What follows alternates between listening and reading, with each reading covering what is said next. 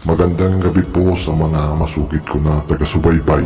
Nagbabalik naman po tayo upang magbahagi ng mga kaalaman tungo sa karunungang lihim na ating ibinabahagi. Ito pong pilit itinatago at pilit naman natin hinihahayag.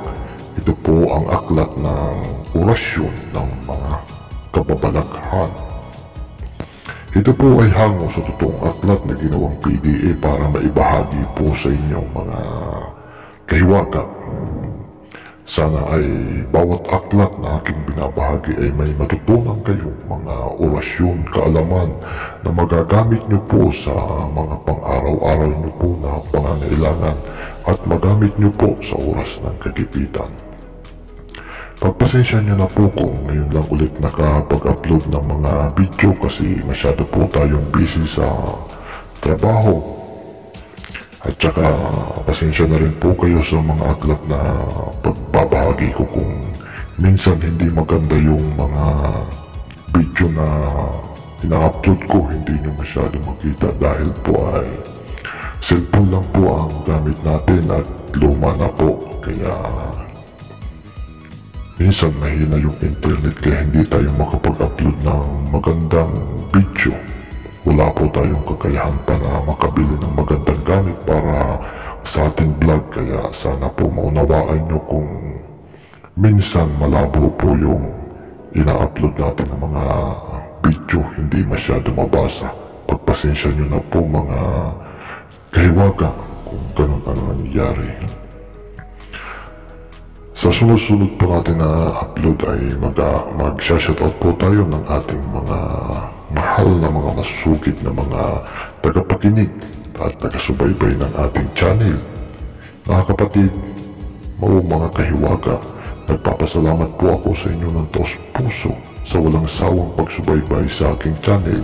Sana po sa oras na ito ay lahat po tayo ay nasa mabuting kalagayan at ligtas sa anumang nakaramdaman. Pagpalain po tayo lahat ng amang may likha sa lahat ng oras. Mga kapatid, pinagbibiling ko lang po na sana ay gamitin lang po sa kabutihan o sa tama ang mga orasyon na mga binabahagi ko. Huwag po sana natin gamitin sa ikasasama ng ating kapwa. Yun lang po ang biling ko, panatilihin pong magpakabuti at manalig po sa Panginoon. Magdasal po tayo gabi-gabi para malinis po yung ating mga kaluluwa at maging isang huwarang tao po tayo dito sa lupa na lingkod ng Amang nasa langit. Kaya po nagpapasalamat po ako sa inyo mga kahiwaga dahil po umabot na po tayo ng 1,000 plus na ating subscriber. Thank you po sa inyong lahat. Sana po ay nandiyan din po kayo palagi para sa pagsuporta sa paglawak ng ating channel. Huwag po kayong mag-alala, napakarami ka po pong hindi na ibabahagi sa inyo na baka sa susunod na upload ay yung mga aklat na hinahanap nyo, yung maibahagi natin. Ibabahagi ko po sa inyo lahat ng aking tangan at mga kaalaman sa karunungan lihim para marami po ang matuto at makatulong sa kapwa na kaya po sa lahat ng masugid ko na taga-subaybay at sumusuporta sa aking channel.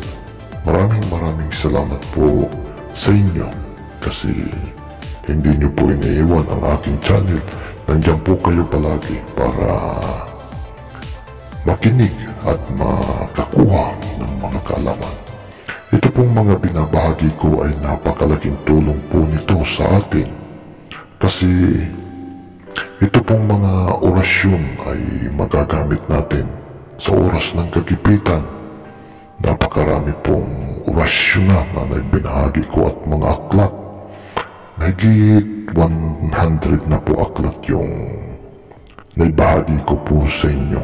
Kaya huwag sana po kayong magsawa sa pagsuporta kasi marami pa po tayong naka-imbak dito na hindi pa natin ibabahagi sa inyo. Kaya po lubos po akong nagpapasalamat sa inyo.